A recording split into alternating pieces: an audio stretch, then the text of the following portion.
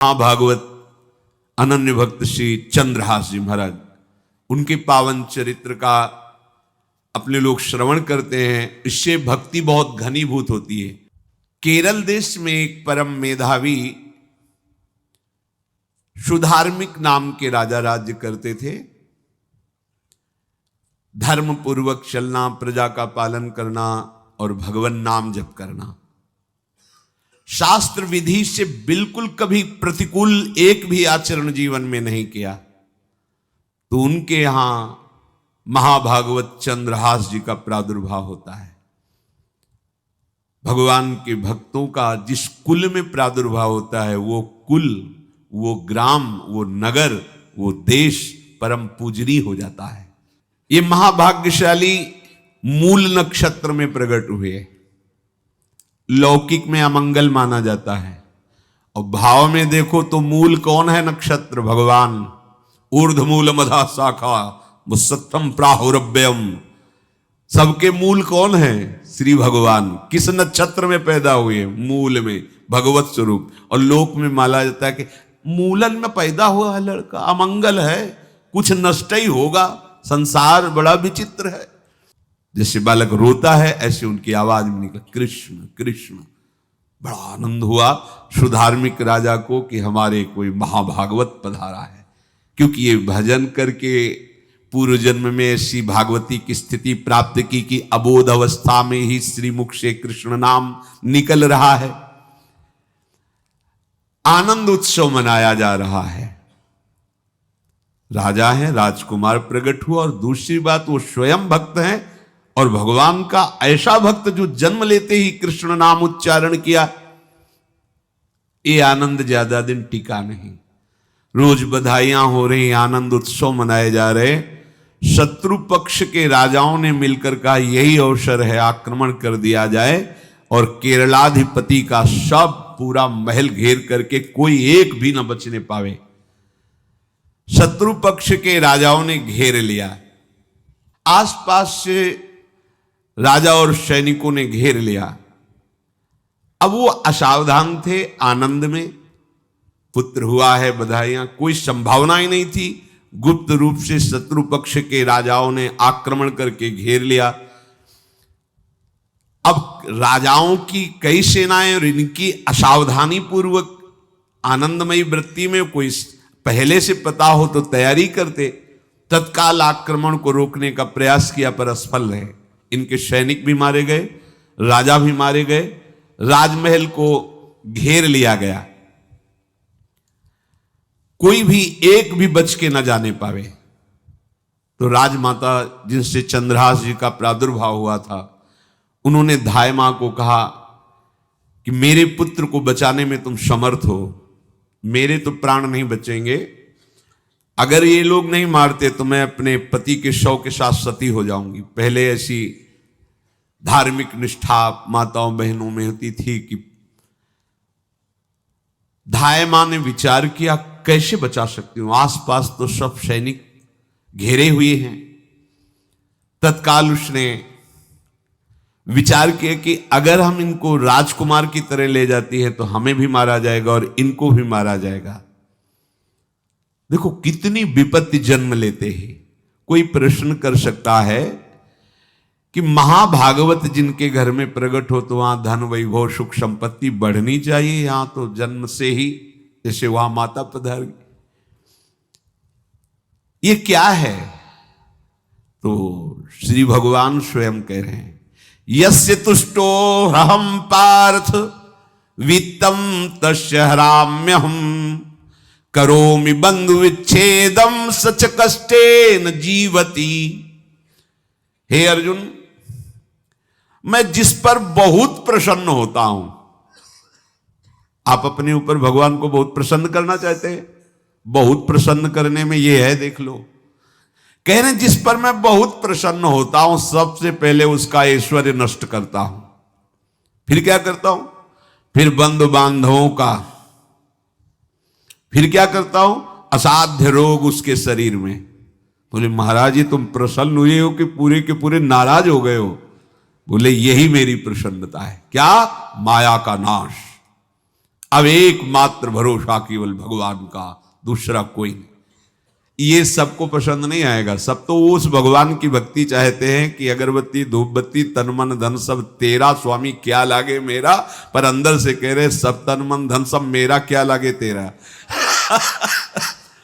ऐसे तो चलेगी भक्ति। लेकिन कई बार सत्संग में पीछे धाम में कहा था कि भगवान को रिझाकर लोक मांगोगे तो चैन से रह लोगे, और अगर उनसे प्यार करने की बात मन में ठानी कि बस मुझे केवल आपकी आंखों में आंखों को मिला करके जीवन व्यतीत करना है, मुझे और कुछ नहीं चाहिए, तो फिर लाडले आपको दुशरिहा का कोई आश्रय रहने नहीं देंगे। ध्यान रखना, जितने दुशरिहा होंगे तो ये बर्दाश्त हो तो कदम आगे बढ़ावे।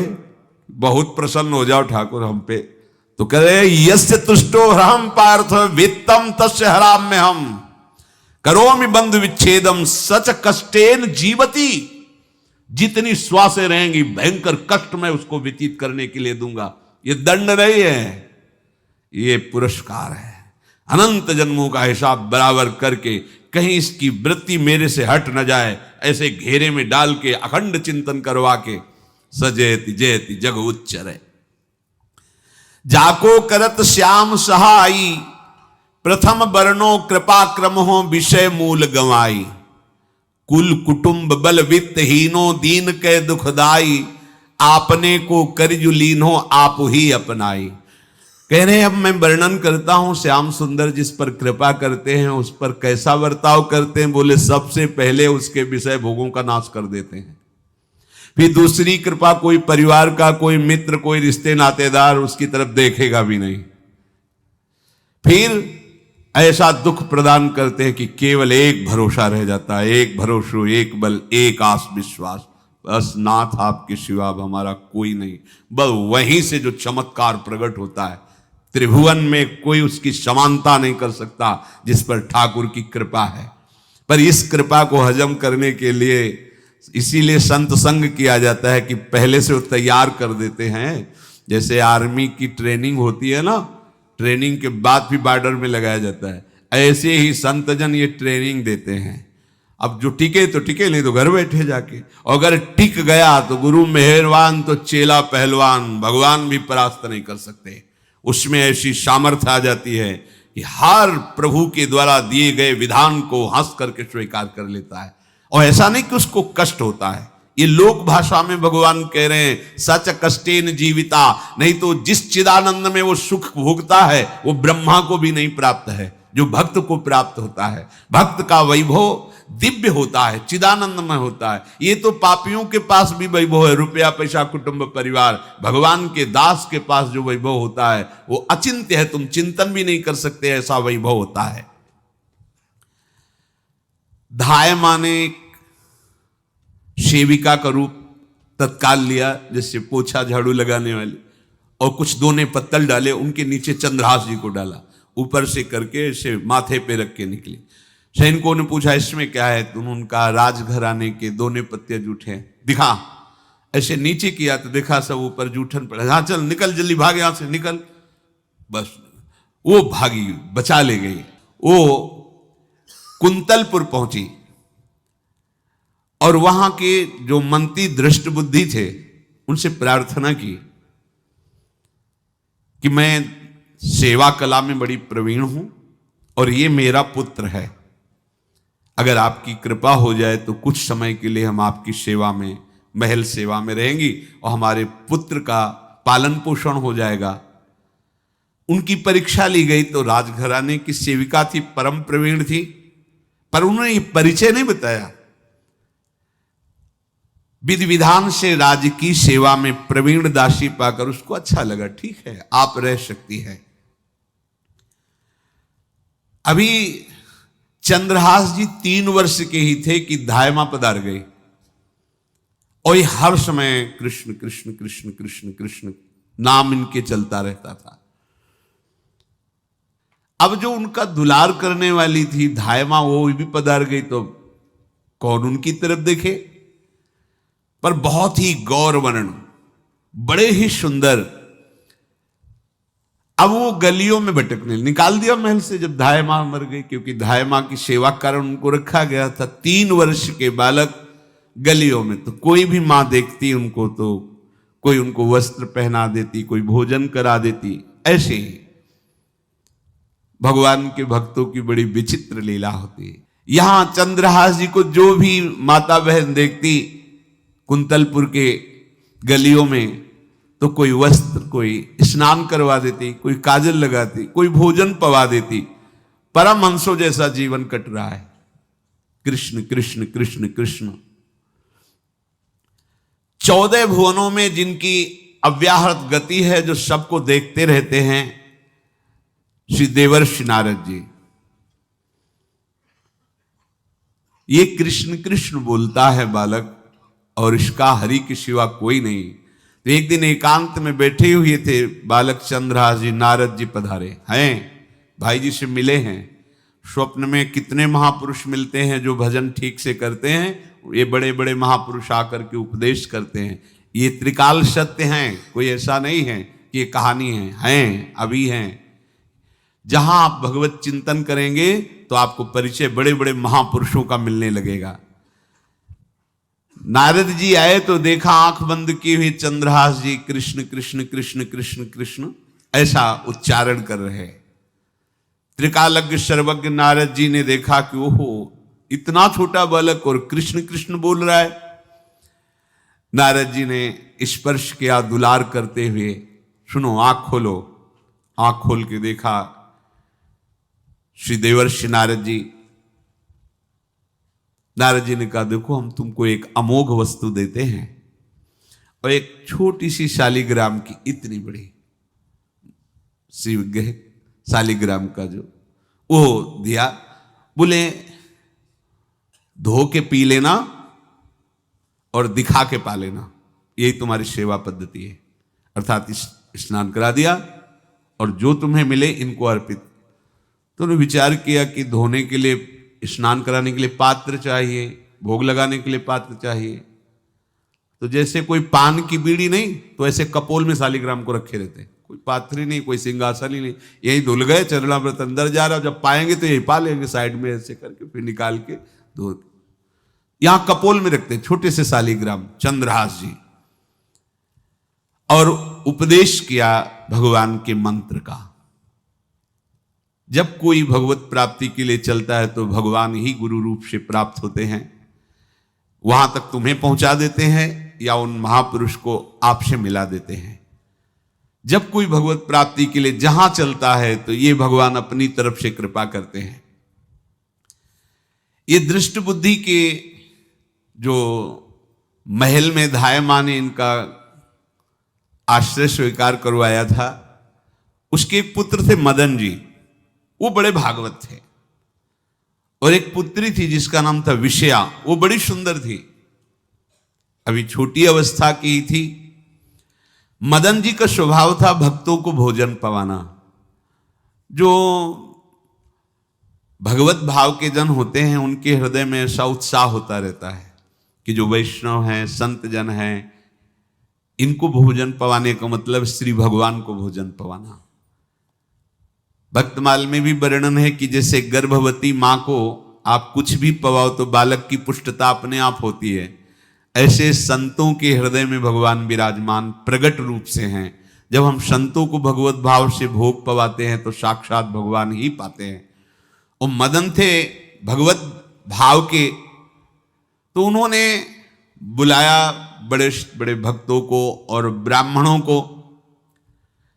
जब ब्राह्मण और भक्त पा रहे थे तो खेलते खेलते चंद्रहास जी भी वहीं चले गए और उन्होंने भी वहां प्रसाद पाया। अब बड़े बड़े ब्राह्मणों में एक ज्योतिषाचार्य थे। दृष्ट बुद्धि जी ने हाथ जोड़कर प्रणाम किया और अपने परिवार को प्रणाम करवाया और कहा, यह हमारी पुत्री है। दृष्ट बुद्धि जी ने कहा, आप इसका हाथ देकर बताइए, इसको वर कैसा मिलेगा, कैसा ऐश्वर्य होगा। दृष्ट बुद्धि मतलब दुष्ट बुद्धि, ऐसा ही था वो। पर बड़ा विचित्र खेल है, इसकी बुद्धि एकदम विपरीत और पुत्र महाभागवत।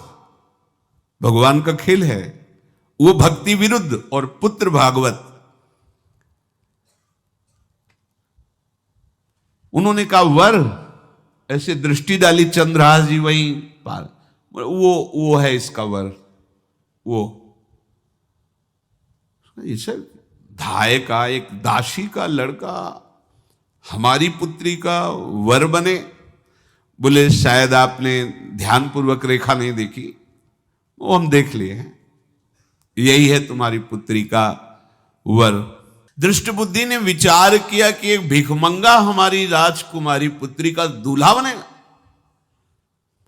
पंडित जी को तो दक्षिणा दी, विदा किया और सैनिकों से कहा घर से निकलने न पावे बालक, क्योंकि ज्योतिष पक्की, ज्योतिष शास्त्र सत्य है, पर उसका सम्यक ज्ञान होना चाहिए।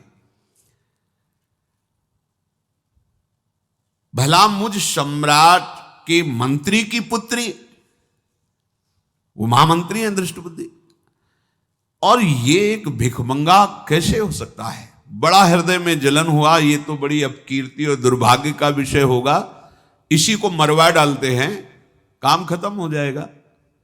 निश्चय किया और जल्लादों को बुलाया और कहा बालक जो पंगत में भोग पा रहा है, इसको ले जाओ और जंगल में मार के, और इसका कोई अंग हमें काट के दिखाओ कि हम मार, मतलब पक्का मार देना है।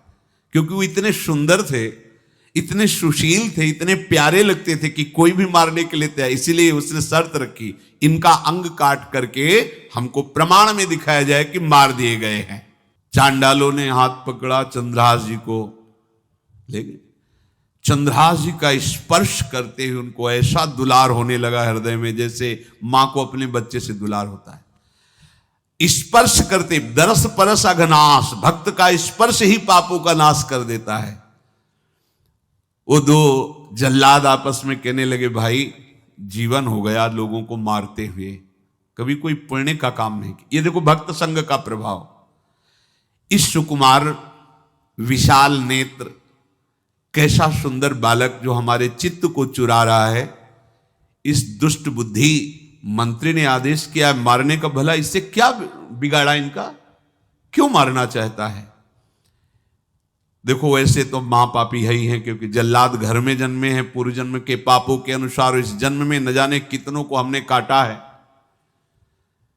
पर पता नहीं क्या हो रहा है, मेरे हृदय में ऐसी हिम्मत नहीं आ रही कि इस बालक को मैं मार सकूं।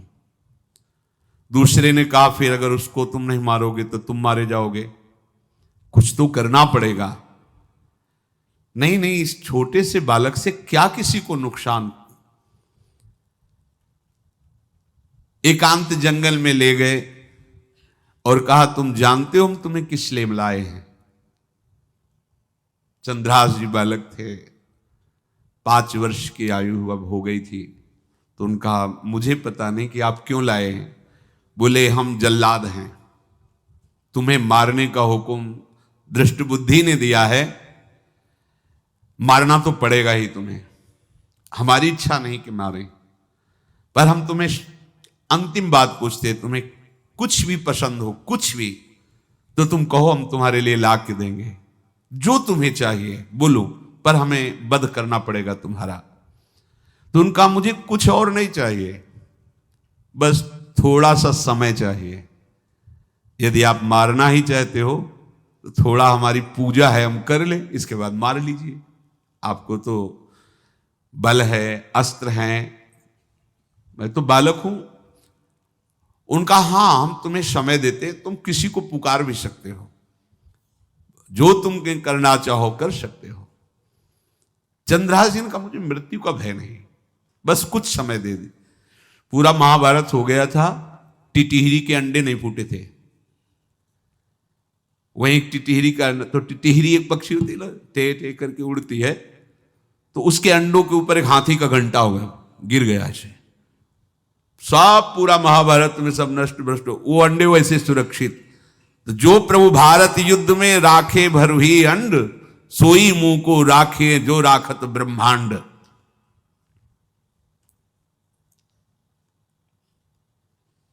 मैं तो अनाथ हूं, श्री कृष्ण के सिवा कोई मेरा है नहीं, मैं किसको पुकारूं? मेरा आश्रय तो एकमात्र वही प्रभु हैं। और निकाला शालिग्राम, यही सिंहासन है शालिग्राम का। भगवान के भक्तों की अपार महिमा है।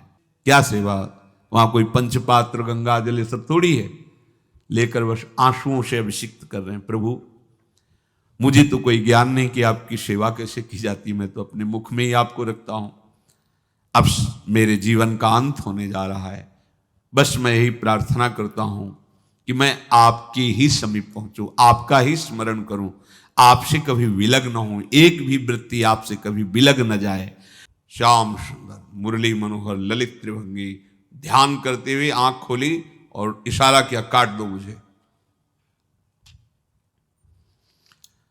जल्लादों ने जब देखा आंसू चल रहे हैं ऐसा, वो बैठ गए अस्त्र रख के और कहने लगे, भाई तुम मुझे मार दो, भले भले वो दृष्ट बुद्धि मुझे, मैं इस बालक को नहीं मार पाऊंगा, मेरी हिम्मत नहीं। अब कुछ भी हो, मेरा वध हो जाए, पर मैं इस बालक को, गिरे मुरझाई दया आई कछु भाए भरे, ढरे प्रभु और मति आनंद शोभिनी है, हुती छठी आंगुरी सो काट लई दूषण हो, भूषण ही भयो जाई कहीं सांच चीनी है। जब नेत्र का इशारा हुआ कि वध कर दो, तो जो बधिक मारने के लिए आए हत्यारे थे वो आनंद से एकदम प्रफुल्लित हुए और कहा, मैं नहीं मार पाऊंगा तुम्हें। तो एक ने कहा, देखो एक उपाय मुझे दिखाई दे रहा है, इस बालक में विशेषता तो है ही, पर इसके पैरों में देखो, बाएं पैर में एक छठी अंगुली भी है, किसी किसी को होती है।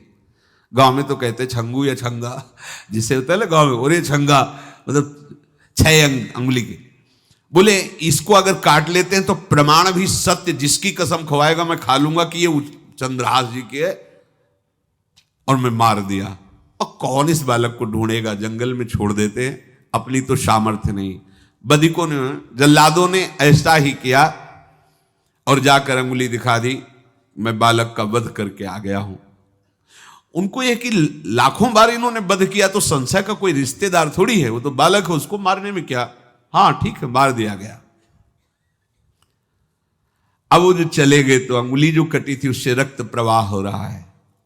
कृष्ण कृष्ण जगन्नाथ वासुदेव जनार्दन, हे कृष्ण हे जगन्नाथ हे वासुदेव हे जनार्दन, ऐसे नाम उच्चारण करते हुए मूर्छित हो रहे हैं चंद्रहास जी। वो छोड़ करके जल्लाद चले गए। चंद्रहास जी भगवान का स्मरण कर रहे हैं, तो जितने जंगल के मृग हैं वो सब मंडलाकार घेर के ऐसे। एक हुमा नाम का पंछी होता है, अगर उसके पंखे की छाया पड़ जाए तो चक्रवर्ती सम्राट का वैभव प्राप्त होता है। और वो भीड़ की भीड़ पक्षी आकर चंद्रहास जी के ऊपर ऐसे घेरे हुए हैं। आसपास मृग मृगी मृग शावक सब घेरे हुए हैं। बीच में चंद्रहास जी कृष्ण गोविंद दामोदर माधव ऐसे उच्चारण कर रहे हैं।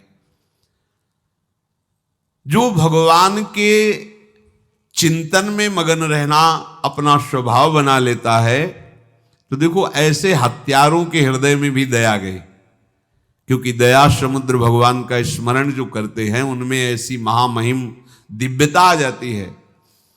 कोई भी कितना भी निर्दयी हो, अंदर से वो भले जल रहा है द्वेष के कारण, पर कहीं ना कहीं ये द्वेष आंतरिक राग का सूचक हो। वो भी भक्त को प्यार करता है, पर भक्ति ना होने के कारण वही उसका राग द्वेष में बदल जाता है। कोई भी हो, अंदर से जब भक्त के प्रति जलन पैदा करता है तो उसमें मूल होता है भक्त की महिमा, भक्त का महत्व, पर उसे ना प्राप्त, जैसे कहते हैं कि वो अंगूर खट्टे हैं और हट नहीं प्राप्त कर पाए तो अंगूर खट्टे हैं, बकाया महत्व सब के अंदर होता है। दुष्ट से भी दुष्ट के अंदर भगवान के भक्तों का महत्व होता है, क्योंकि सबके हृदय में भगवान विराजमान है। अब चंद्रहास जी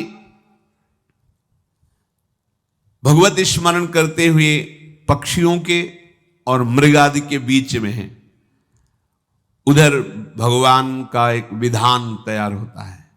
वह देश भूमि में रहत लघु भूप और सुख सब एक सुत चाह भारी है। कुंतलपुर के ही अधीन एक चंदनवती नाम की राज्य नगरी थी। वहां के राजा थे, उनके पुत्र नहीं हो रहा था, तो कुंतलपुर सम्राट पद, चंदनवती राज्य राजा, जैसे प्रदेश और दिल्ली में बैठे हुए जो प्रधानमंत्री राष्ट्रपति वो बादशाह, जो दिल्ली का अधिकार वो बादशाह, और ऐसे छोटे छोटे जो राज्य हैं उनको राजा। तो ये चंदनवती के राजा कर दिया करते थे, प्रत्येक राजा को कर देना होता था बादशाह को। इनके पुत्र था नहीं, वो कर देने के लिए कुंतलपुर ही जा रहे थे, तो रास्ते में देखा कि बहुत से मृग और पंछी ये घेरे हुए क्या है, तो एक कौतूहल सा कि क्या है बीच में, आसपास मंडलाकार मृग, फिर वो विहंग पक्षी जो भगवान के आश्रित है, भगवान कैसी व्यवस्था करते हैं। वो चंदनावती के राजा दौड़ करके एक कौतूहलवश, क्या है यहां, मृगी पंक्तियों के बीच में पक्षी, हुमा नाम का बड़ा पवित्र पक्षी हिमालय आदि में पाया जाता है, जिसके ऊपर इसकी छाया पड़ जाए वो ऐश्वर्यवान हो जाए।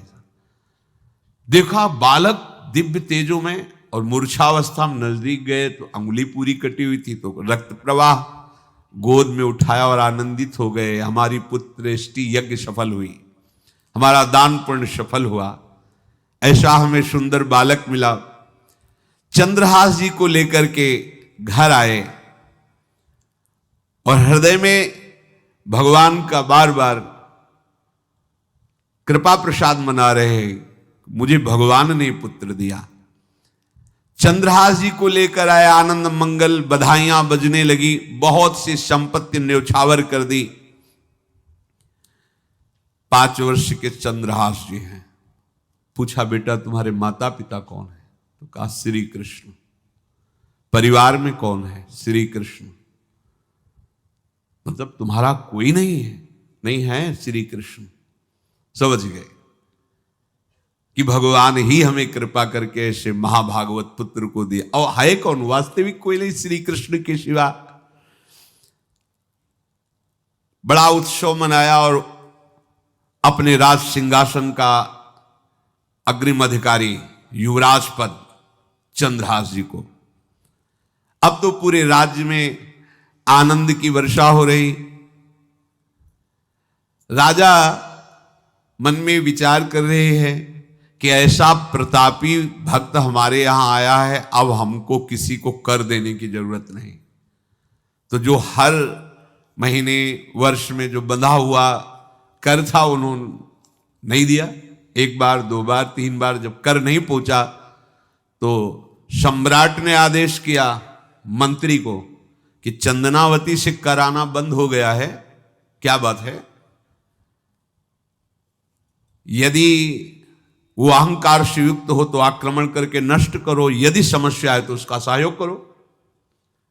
बादशाह के आदेश से वहां दृष्ट बुद्धि पहुंचे तो युवराज पद पर चंद्रहास जी विराज, जिनको मारने के लिए जल्लादों के हाथ में दे दिया था। पूरे पूर्वासी ऐसा प्रभाव चंद्रहास जी का है कि सब कृष्ण भजन करते हैं, सब आनंद में मगन रहते हैं। चंद्रहास जी थोड़ा सयाने हो गए थे तो पूर्ववासियों को उपदेश देते, एक बार हमारे राज्य में भोजन पाया जाएगा 24 घंटे में, और सबके घरों से आरती की शंखनाद घंटानाद सुनाई देना चाहिए। सबके यहां शाम के रोज नाम कीर्तन और भगवत कथा होनी चाहिए, क्योंकि आयुष्यम चपलम तादृक जल बुद्बुद सन्निभम चिंतयध्वम जनामूढ़ा माधवम वर्षम सुस्थिरम। भाइयों, ये आयु बड़ी चंचल है, कब शरीर छूट जाए पता नहीं, पानी का बुलबुला कब फूट जाए कोई पता नहीं। इसलिए माधव श्री कृष्ण का नाम कीर्तन, उनकी आरती पूजा, उनका ध्यान और 1 टाइम भोजन। पूरे नगर में अब सोचो कितना भक्ति का प्रभाव होता है। पूरा नगर में, हर घर में आरती, पूजा, कीर्तन चक्रवर्ती सम्राट के लक्षण स्वाभाविक चंद्रहास जी में प्रकट होते थे। अब दृष्ट बुद्धि जब वहां गया, देखा युवराज पद पर, पहचाना कि वही बालक है, ये तो चंद्रहास है, क्योंकि काफी समय तो महल में ही रहे थे धाय मां के साथ और अच्छे से पहचान थी। अब उन्होंने विचार किया कि ये तो बहुत अनिष्ट हो गया, हमने तो मारना निश्चित किया था और जल्लादों ने इसको छोड़ दिया और अब तो ये राजा का राजकुमार बन गया। तो राजा से कहा कि पहली बात, युवराज पद पर बैठालने के पहले तुम्हें सम्राट को सूचना देनी चाहिए थी। दूसरी बात, अभी तक तुमने कर नहीं दिया। जानते हो कि अगर सम्राट का भाव बदल गया तो एक क्षण में तुम्हारे राज्य को नष्ट कर दिया जाएगा।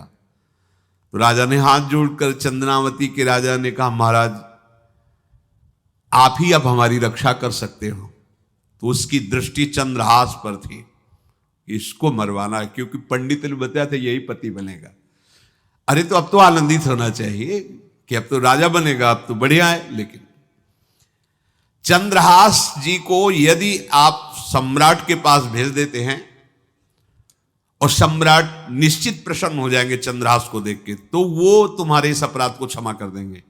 युवराज पद दे दिया और भेंट नहीं दी, कर नहीं दिया महीनों से, तो ऐसा करो चंद्रहास जी को भेज दो।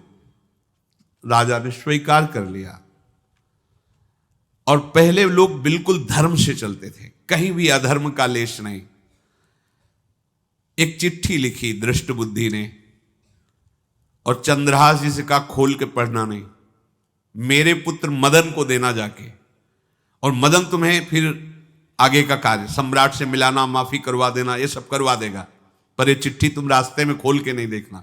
और वैसे भी किसी का पत्र खोल के देखने का धर्म नहीं कहता। अगर कोई पत्र दे तो ये नहीं कि इसमें क्या लिखा है, नहीं, या तो हिम्मत नहीं है, इतनी धैर्य नहीं है तो मत लो। अगर धैर्य है तो हाथ में लेकर जहां तक पहुंचाना वहां तक पहुंचा दो, नहीं तो वो कार्य ही मत लो। ये अधर्म है कि आप बीच में उसको खोलकर पढ़े। पहले लोग बहुत धर्मात्मा होते थे, एक एक बात धर्मयुक्त होती थी। चंद्रहास जी को चिट्ठी दी, चंद्रहास जी ने पत्र को अपनी पाग में खोस लिया और कुंतलपुर के लिए चले। अब इनका किशोर अवस्था में प्रवेश हो चुका था। एक सुंदर कुंतलपुर के बाहरी रमणीय बगीचा था, वृक्ष बहुत सुंदर सुंदर, पुष्प वाटिका भी, बड़ा मनोरम लगा। घोड़ा बांध दिया वृक्ष में और पहले सरोवर का बड़ा निर्मल जल होता, जल पिया, हाथ मुंह धोया, थोड़ी देर भगवान का ध्यान करते रहे वृक्ष के नीचे और फिर लेट गए तो नींद आ गई।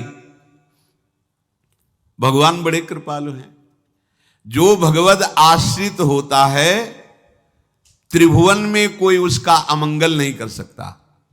अपनी सहेलियों के साथ दृष्ट बुद्धि की वही राजकुमारी जिसके साथ इनका ज्योतिषाचार्य ने कहा था यही पति होगा, वो अपनी बहुत सी समान वयस्क अवस्था की जो किशोरियां थी उनके साथ वो, और ये राजवाटिका थी, इसमें घूमने के लिए आई।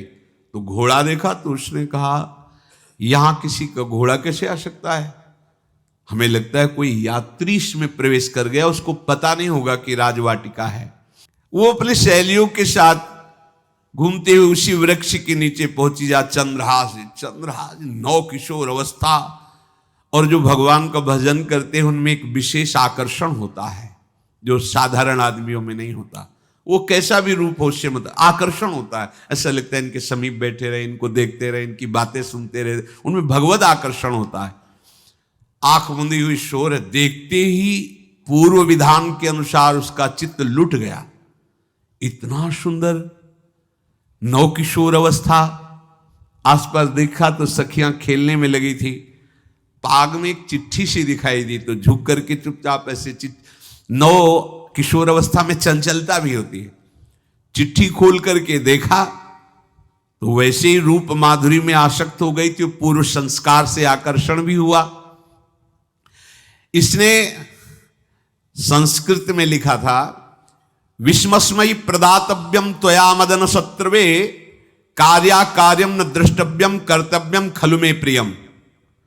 मदन पुत्र, उनके नाम था मदन। अय मदन, बिना कुछ विचार किए इसको विष दे देना जाते ही। क्या उचित है क्या अनुचित ये तुम्हें नहीं सोचना, मेरा प्रिय करना, मेरे आदेश का पालन, जाते ही से विष दे देना। पत्र। उसने देखा वो पिताजी की बुद्धि खराब हो गई, ऐसे सुंदर नव किशोर को विष देने की बात लिख दी। अब उसे बड़ा दुख हुआ कि पहली ही दृष्टि में, अभी तो इन्होंने आंख खोल के हमें देखा ही नहीं, और इनको इस सोई हुई मुद्रा में देख करके मेरे प्राण समर्पित हो गए, मेरा चित्त समर्पित हो गया। चलो, जब मेरी सखियों के नाम पुकारे जाते, हेमलता शशिकला आदि, तो मुझे चुभता था कि मेरा नाम पिताजी ने विषया क्यों रखा है। आज सार्थक हो गया, मेरा नाम सार्थक हो गया। काजल लगाई हुई थी, एक सीख से ऐसे काजल लिया, और एक संस्कृत में आ बनता है ऐसा, ऐसे, बस ऐसे कर दो तो विषया हो गया। अब उसका अर्थ बदल गया। हे मदन, उचित अनुचित का विचार छोड़कर जाते ही इसे विषया प्रदान कर दो, ये मेरा प्रिय कार्य होगा। विषया पुत्री भगवान है, जैसी हो भवतव्यता तैसी बने, सहाय आप ना आवे आप पर ताई तहां ले जाए। तो ओ पत्र वही खोश दिया, और ये सुख हुआ कि तो जाएंगे भाई के पास ही ना, तो घर में ही तो जाएंगे, वहां इनकी इस प्रसन्न मुद्रा में बातचीत करते हुए मैं इनको देखूंगी। ये भगवान का विधान होता है। चंद्रहास जी उठे और पूछते हुए मंत्री के घर पहुंचे, और मदन ने जो ही कि चंदनावती से पिताजी ने इनको भेजा है, ये वहां के राजकुमार हैं, हृदय से लगाया। चंद्रहास जी ने कहा आपके पिता ने पत्र दिया है। उन्होंने पत्र पढ़ा, विषमस्मयी विषयास्मयी, विषय तुरंत बिना विचार किए ब्याह कर दो, दे दो, क्योंकि लिखा है प्रदातव्यम त्वया मदन, अभी इसी क्षण जहां ये पत्र मिले, उनका जो आ गया, सुबह शीघ्र शुभम शीघ्र, बुलाओ पंडित को। पंडित ने कहा भगवान की कृपा से अगला मुहूर्त है, बिल्कुल ये ब्याह का पक्का मुहूर्त है। अब तो राजघराने तत्काल व्यवस्था हुई। अब वो तो पहले ही मोहित हो चुकी थी देख के विषया जी। तत्काल दुल्हन रूप उनको सजाया गया, इनको दूल्हा रूप सजाया गया, पंडित शुरू कर दिए, गणानंतो आगणपति को ब्याह हो गया। अब जब ब्याह यहां खूब धूमधाम से हो गया, तो दृष्ट बुद्धि ने सोचा कि काम हो गया होगा, विष दे दिया हो गया, मर, अब हम जाके संभाल लेंगे, क्योंकि राजकुमार है, कैसे विष दिया कौन दिया, तो इस बात को हम संभाल लेंगे। जब वहां घर आए तो पूरे नगर में सजावट हुई थी। बोले भैया सजावट का है कि? बोले महाराज आपके ही आदेश से तो है, आपने दूल्हा भेजा था। वो लड़का दूल्हा भेजा, तो ब्याह किसने कब कहा ऐसा? बोले वो तो मदन के पास चिट्ठी रखी है। अब वो घर गए, मदन को बोला, बोले तुम्हारी बुद्धि मारी गई, क्या हमने पत्र में लिखा था? दिखा दिया, लिखा था हमने विष, इसमें विषया कैसे लिख गया? काजल से ऐसे, और पहले स्याही काजल की ही होती थी, तो ऐसे भगवान सब कुछ बना देते हैं। उनका पिताश्री एक भी अक्षर आपकी आज्ञा का उल्लंघन, आपने लिखा था बिना विचार किए उचित अनुचित का हमारी आज्ञा का पालन किया जाए। विषया प्रदातव्यम मदन, मेरा नाम लेके आपने संबोधन करके ये देखो ये लिखा हुआ है, इसमें हमारी त्रुटि क्या है? देखा तो चंद्रहास जी दूल्हा और सुंदर, अब उसका हृदय आग ले। अब तो मान जाना चाहिए, बिटिया का वर्ण हो गया भाई, ब्याह हो गया, अब तो गुस्सा छोड़ देनी चाहिए। पर दुष्ट बुद्धि, नाम ही रखा था धृष्ट बुद्धि, उसने कहा चाहे बिटिया विधवा रहे पर तुम्हें जिंदा नहीं रहने देंगे। ये दुष्ट बुद्धि होती है। देखो कैसे कैसे ऐसे ही होते हैं, कुछ लोग ऐसे ही होते हैं, हमारी इज्जत, फिर जेल काटता है पूरा परिवार, मार डालेंगे तुम्हें जिंदा नहीं रखेंगे, ऐसे दुष्ट बुद्धि का स्वभाव होता है। अब भाव जब बिगड़ जाता है तो फिर पकड़ में नहीं आती बात, यही समझ जाना चाहिए था। चरणों में प्रणाम करके कि अब तो तुम हमारे बेटे के समान हो, ये भी राज्य तुम्हारा, वो भी आनंद लो। अब बड़ा सुख का कार्य। लेकिन जब नकारात्मक सोच आ जाती है तो बुद्धि कंट्रोल में नहीं रहती, वो फिर उद्दंडता करने, उसका निश्चय गलत होता है। नजदीक गया और कहा कि बहुत कृपा हुई, आप हमारे दामाद बने, पर हमारे यहाँ की एक रीति है, हमारे नगर के बाहर जो देवी हैं उसमें लड़की का वर अकेले पूजा करने जाता है। आपको हमारी कुल की रीति का निर्वाह करना होगा, आपको जाना ही होगा। कोई समस्या नहीं, हमारे लिए तो हर देवी देवता भगवत स्वरूप है, आपके लिए हम पूजने चले जाएंगे, पूजन की थाल तैयार करो। और उधर कई बलवान सैनिकों को भेजा, देवी पूजने जो आ रहा है तत्काल उसे काट देना, किसी भी तरह बचना नहीं चाहिए, नहीं तुम सब मारे जाओगे। जो आदेश देवी मंदिर में सैनिकों को लगा दिया, जो आवे तत्काल मार देना, क्योंकि अब भेज ही रहे ना, तो नाम नहीं लिया, कहा जो आवे तत्काल मार देना, मेरा आदेश अगर बचा तो मैं तुम्हें मार दूंगा। उन राज सैनिकों ने जो बधिक स्वभाव के थे पहले से वहां लग गए। बड़ा विचित्र भगवान का खेल है। वहां के चक्रवर्ती सम्राट जो थे बड़े बड़े विद्वान और ऋषियों से बातचीत कर रहे थे। उन्होंने कहा महाराज अब आपका राज सिंहासन पर बैठना राज्य के लिए अमंगल होगा, ऐसा समय आ रहा है।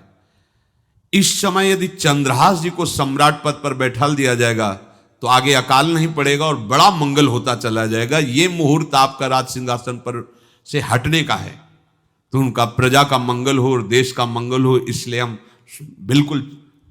मदन वहीं बैठे हुए थे। सचिव ने कहा तुरंत जाओ और जो तुम्हारे बहनोई बने हुए हैं चंद्रहास जी को लाओ। तो भागे। तो जो और सैनिक राज सैनिक थे पूछा किधर जा रहे हो? बोले वो अपने बहनोई चंद्रहास जी। बोले वो तो देवी पूजा के लिए गए। तो घर न जाके वो सीधे आगे बढ़े, तो जा ही रहे थे थाल सजा कर देवी। बोले सुनो इसी समय मुहूर्त है, आपको देवी पूजा हम कर लेंगे जाके, या हम थाल लेके वहां बैठे रहेंगे, पहले सम्राट पद का वो अभिषेक करो फिर देवी पूजा हो जाएगी। ये तो घर की बात है, और देवी पूजा मैं करके आ रहा हूं, वो देवी पूजा के लिए और वो सम्राट पद के लिए बीच से ही। दौरे सुख पाई जाय मगही में लियो जाए, दियो सो पठाई नृप रंग माही भीजिए। अब जो सम्राट थे तो बहुत आनंदित हो गए, क्योंकि भगवान का भक्त तेजस्वी और बलवान शूरवीर योद्धा जो सम्राट पद पर बैठेगा तो अकाल नहीं पड़ेगा, सुख की सब प्रजा को वृत्ति प्राप्त होगी। बड़े आनंदित होकर इनका सम्राट पद पर अभिषेक हो रहा है। और दृष्ट बुद्धि के पुत्र जो मदन संतों और भक्तों का आदर करते थे, वो देवी पूजा, और वहां पहले उसने बोल रखा था जो आवे तो देवी अपमान ते न डरो सम्मान करो, जात मारी डार्यो या सो भाष्यो भूप लीजिए। चंद्रहास जी का सम्राट पद पर अभिषेक और मदन जी का देवी मंदिर में प्रवेश, और सैनिकों ने काट के फेंक दिया मदन को। ये जो पे कृपा रघुपति कृपाल की, बैर और की कहा सरे होई न बाको।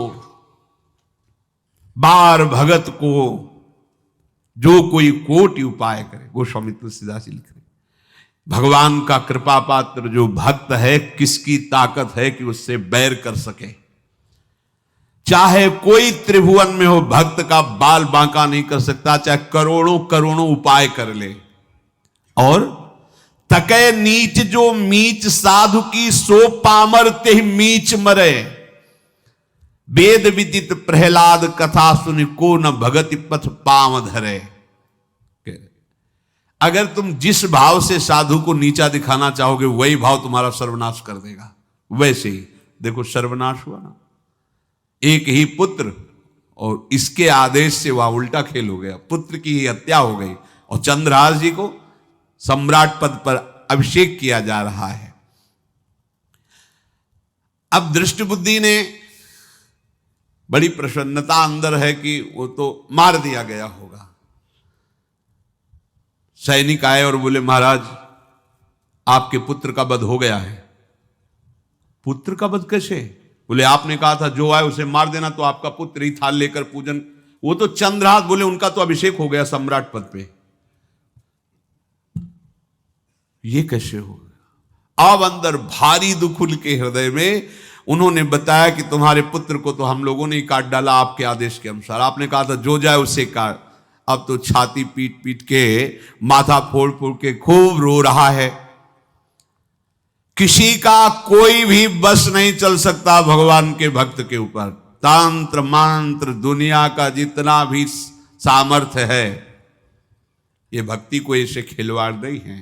अब वो बार बार मैं कितना भागी, हाय मैं कितना भागी, अपने पुत्र को ही मरवा दिया, ये हाहाकार करके रो रहा है। चंद्रहास जी ने जब सुना तो उन्होंने कहा अरे मृत्यु तो मेरी निश्चित थी, फिर मदन भैया को वो मेरी मृत्यु प्राप्त हुई। नहीं नहीं, ऐसा नहीं हो सकता, मैं अभी जाता हूं। वहां गए, देखिए सब कटे, अंगों को रखा, भगवान का ध्यान करते स्मरण करते से हाथ फेरा, उठ के बैठ गए। अब ये घटना तो उनको पता नहीं थी, दृष्ट बुद्धि को उन्होंने खोपड़ी फोड़ करके अपनी हत्या कर ली। उनको जिला के आए तो फिर उनको जिलाया और कहा पिताजी अब कृष्ण कृष्ण जपो। अब उनकी बुद्धि शुद्ध हुई और भगवान का आश्रय लेकर के वो अपने जीवन को भगवत भक्ति में बनाए। तो जो भगवान का भक्त है उससे द्रोह करने वाले को भी परम मंगल ही देते हैं भक्त, पर भक्ति में अनन्यता की आवश्यकता है। प्रारंभ इहलोक परलोक के सारे सुखों को भगवान के चरणों में समर्पित करके किसी व्यक्ति वस्तु स्थान का आश्रय नहीं होना चाहिए।